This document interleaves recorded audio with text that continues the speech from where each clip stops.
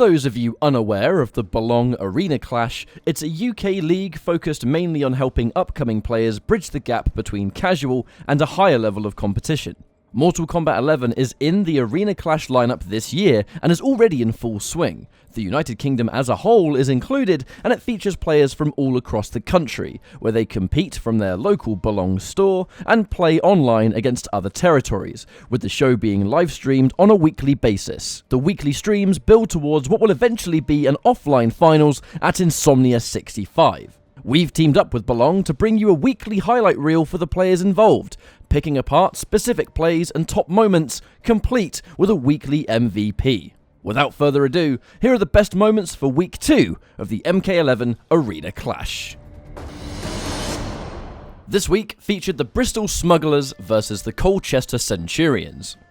The first play is keeping it really simple, the use of an instant jump-in punch to anti-air courtesy of scare tactics from the Bristol Smugglers. Originally a tactic developed in Injustice, which was ironically the first game that scare tactics took seriously, using the fast startup and active frames to catch an airborne opponent, allowing you to land and follow up with something else before they land themselves.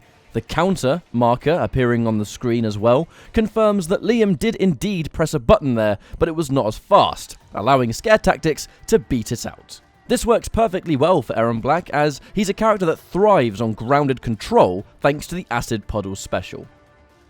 Liam from the Colchester Centurions turns the tide in our next clip. After suffering an immense life deficit at the hands of Scare Tactics, Scare actually chooses to press the advantage with a life lead, as opposed to playing the full screen game, which is normally the play here. In this matchup in particular, Geras would have been able to sand trap and trade favourably with Gunshot, so it makes sense that Aaron Black would try and seal the deal up close instead. What Scare Tactics doesn't factor in, however, is the patience of Liam and his ability to sit there and hold whatever Scare throws at him. Liam jumps in, but doesn't press a button, making himself as safe as possible on landing. This results in a blocked slide from Aaron Black, which is punishable on block. Liam uses his last breath to avoid the chip damage and confirms his punish into an amplified bed of spikes for a juggle. The big play is right here. Liam combos into an instant fatal blow to beat Scare's potential to breakaway and avoid the damage. Fatal blows break armor, shutting down the chance of a breakaway and guaranteeing the damage. After this, we see exactly why Scare didn't go for projectiles in the first place, as Liam checks him with a sand trap, and in this variation, Geras avoids any chance of trading the damage, winning the round with a superb comeback. In the final moments of Game 3, it's literally neck and neck. Scare calls the bluff on Geras' 1-1-1 mix-up, blocking the overhead instead of the low, even after he'd been hit by the 1-1-1 crushing blow beforehand, making the overhead afterwards a less than likely option. Scare Tactics faced disaster when his anti-air down 2 got crushed by Liam's jump kick, intelligently used as jump kicks have much more priority against grounded normals. On wake up, Scare Tactics blocks a lone forward 2, then immediately techs the grab correctly, saving his skin once again. In the standoff that follows up, he bets it all on a full screen fatal blow thanks to its speed and full screen capabilities with Aaron Black. In scrambles like these, big decisions like that will make or break a game for you, and Scare assessed the risk, catching Liam slipping and taking the series 2-1.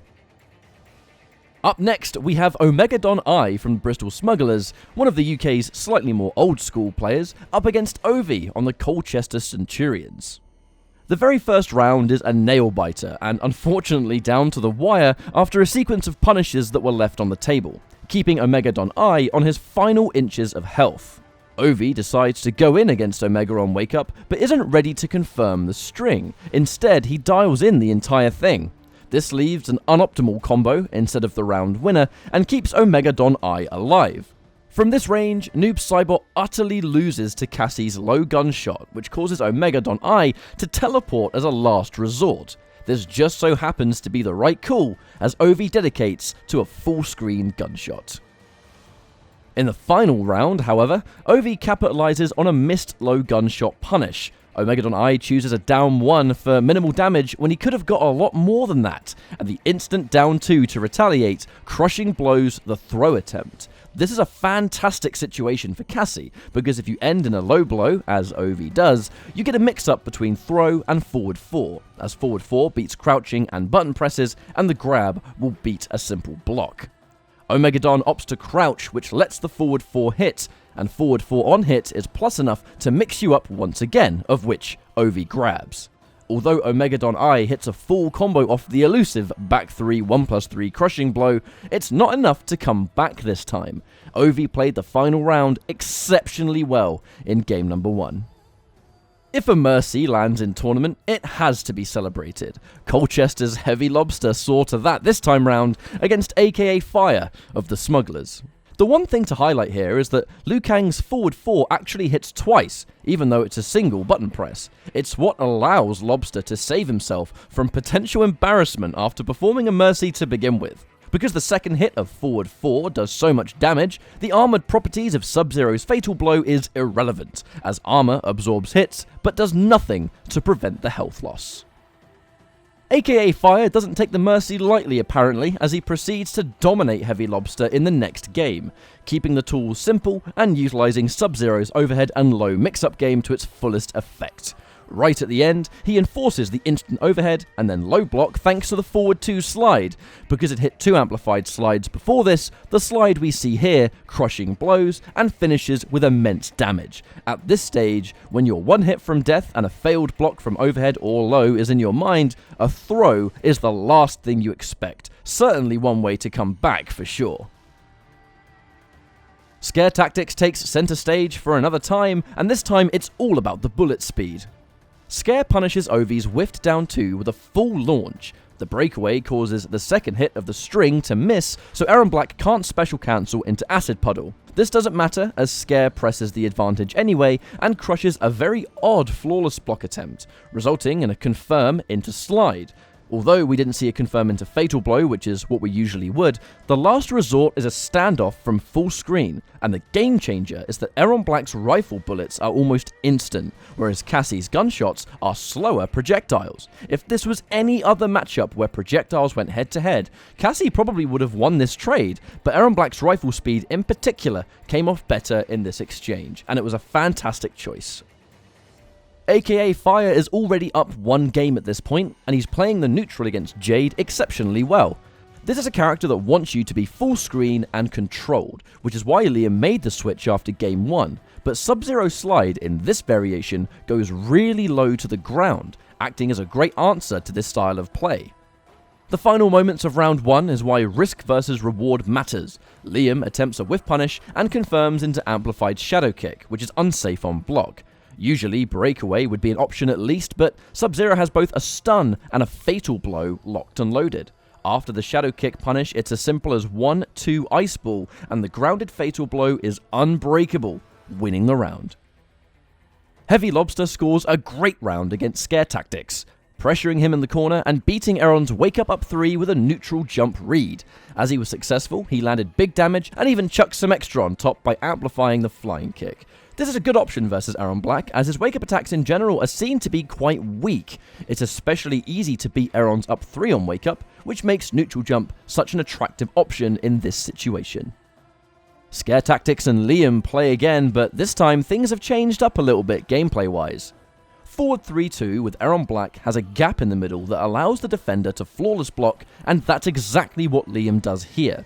The speed of Giris's up 2 out of flawless block is more than a match for the string in this situation. Scare immediately reacts with a breakaway, and after a little bit more of a back and forth, Scare is unable to confirm his next hit into Fatal Blow, as had already used it rounds prior.